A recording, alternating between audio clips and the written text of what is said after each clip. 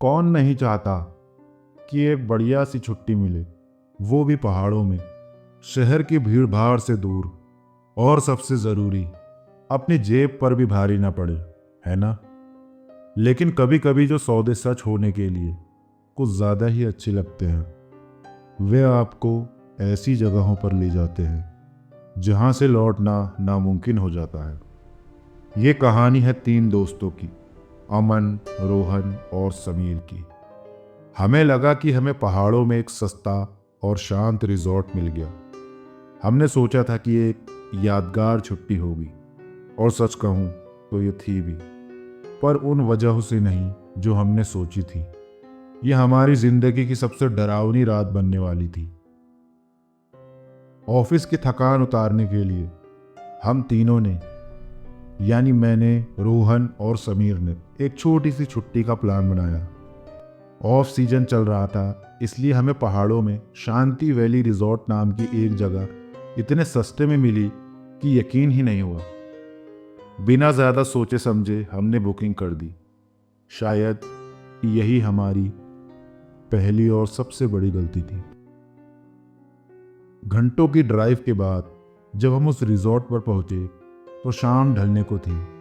Gate पर कोई guard नहीं था और पार्किंग में हमारी कार के अलावा एक भी गाड़ी नहीं थी। वो रिजॉर्ट किसी पुरानी सुनसान हवेली जैसा लग रहा था, जिसकी दीवारों पर काई जम चुकी थी। रिसेप्शन भी एकदम खाली था। हमने काउंटर पर रखी घंटी बजाई और कई मिनटों के इंतजार के बाद एक बूढ़ा केयरटेकर लड़खड़ाता हुआ बाहर आया। उसका चेहरा पीला पड़ा हुआ था और आंखें अंदर को धसी हुई थी। उसने बिना मुस्कुराए हमें एक चाबी दी और सिर्फ इतना कहा, रात में कमरे से बाहर मत निकलना। रोहन, जो हम सब में थोड़ा प्रैक्टिकल बनता है, हंसकर बोला, लगता है अंकल हॉरर फिल्मों के बड़े फैन हैं। हम भी उसकी बात पर हंस पड़े, लेकिन उस आदमी की आवाज में कुछ ऐसा था जो हमारे अंदर एक अजीब सा डर पैदा कर गया। हमारा कमरा कहने को तो बड़ा था, पर अजीब तरह से ठंडा था। खिड़कियां बंद थी, फिर भी ऐसा लग रहा था जैसे कोई बर्फीली हवा अंदर आ रही हो। कमरे के कोने से सड़न जैसी गंध आ रही थी। समीर ने कहा, शायद कमरा बहुत दिनों से बंद है, इसलिए ऐसी महक होगी। रोहन ने टीवी चलाने की कोशिश की, पर उसमें सिर्फ खरखराहट की आवाज आ रही थी। हमने सोचा, चलो बाहर ही टहल कर आते हैं। पूरा रिजॉर्ट पूरी तरह से वीरान पड़ा था। स्विमिंग पूल का पानी गंदा और काई की वजह से हरा हो चुका था। बच्चों के पार्क में लगे झूले अपने आप धीरे धीरे हिल रहे थे, जैसे कुछ देर पहले ही कोई उन पर बैठकर उठा हो। रोहन ने मजाक में हमारी एक तस्वीर खींची।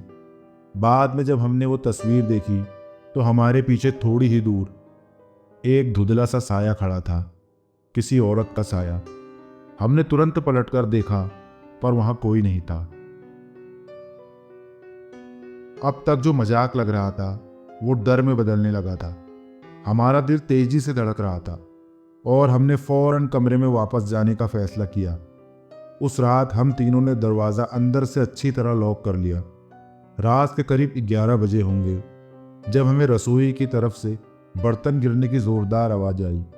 हम तीनों उछल पड़े।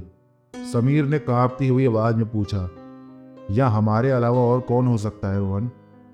रोहन ने हिम्मत दिखाते हुए कहा, चलो चलकर देखते हैं, हो सकता है कोई बिल्ली हो। हम तीनों दबे पांव दरवाजा खोलकर बाहर निकले। रसोई में सब कुछ अपनी जगह पर था। एक भी बर्तन जमीन पर नहीं गिरा था, लेकिन वो सड़ी हुई गंध अब पहले से कई ज्यादा तेज हो गई थी। जैसे ही हम वापस जाने के लिए मुड़े, हमारे कमरे का दरवाजा धड़ाम से बंद हो गया। अब हमारी हालत सच में खराब हो चुकी थी। हम पागलों की तरह दरवाजा पीटने लगे। कुछ देर बाद दरवाजा अपने आप एक चर्र की आवाज के साथ खुल गया। हम भागकर अंदर भागे और तभी पूरे रिजॉर्ट की बिजली चली गई। चारों तरफ घना डरावना अंधेरा छा गया। इससे पहले कि मैं आपको बताऊं कि उस अंधेरे में हमारे साथ क्या हुआ, अगर आप ऐसी ही सच्ची और रोंगटे खड़े कर देने वाली कहानियों में दिलचस्पी रखते हैं तो हमारे चैनल को सब्सक्राइब करना ना भूलें। हमने कांपते हुए हाथों से अपने मोबाइल की टॉर्च जलाई। टॉर्च की हिलती हुई रोशनी में जो हमने देखा, उससे हमारे होश उड़ गए। कमरे की दीवार पर गीले काले हाथों के निशान बने हुए थे, जो नीचे से छत की तरफ जा रहे थे। अचानक समीर जोर से चीखा। उसकी आंखें अलमारी के ऊपर जमी हुई थी। जब हमने टॉर्च उस तरफ घुमाई तो हमारे रोंगटे खड़े हो गए। अलमारी के ऊपर एक औरत बैठी थी। उसके बाल चेहरे पर बिखरे हुए थे। चेहरा एकदम सफ़ेद था और उसकी बड़ी बड़ी काली आंखें हमें ही घूर रही थी। उसकी साड़ी खून में सनी थी और सबसे डरावनी बात, उसके पैर उल्टे थे। वो कुछ बोली नहीं, बस हमें देखकर मुस्कुराई। एक ऐसी मुस्कान जिसे देखकर किसी की भी रूह कांप जाए। कमरे में ठंड और वो सड़न की बदबू अचानक बहुत ज़्यादा बढ़ गई। रोहन चिल्लाया, भागो! लेकिन जैसे ही हम दरवाजे की तरफ भागे, वो एक झटके में हमारे ठीक सामने आकर खड़ी हुई। उसने अपना लंबा नाखूनों वाला हाथ समीर की तरफ बढ़ाया। समीर की आंखों में सिर्फ खौफ था। वो अपनी जगह से हिल भी नहीं पा रहा था। मैं और रोहन कैसे उसे धक्का देकर कमरे से बाहर निकले, मुझे ठीक से याद भी नहीं। हम बस अपनी जान बचाने के लिए उस अंधेरे में पागलों की तरह दौड़ते रहे। हमने एक बार भी पीछे मुड़कर नहीं देखा।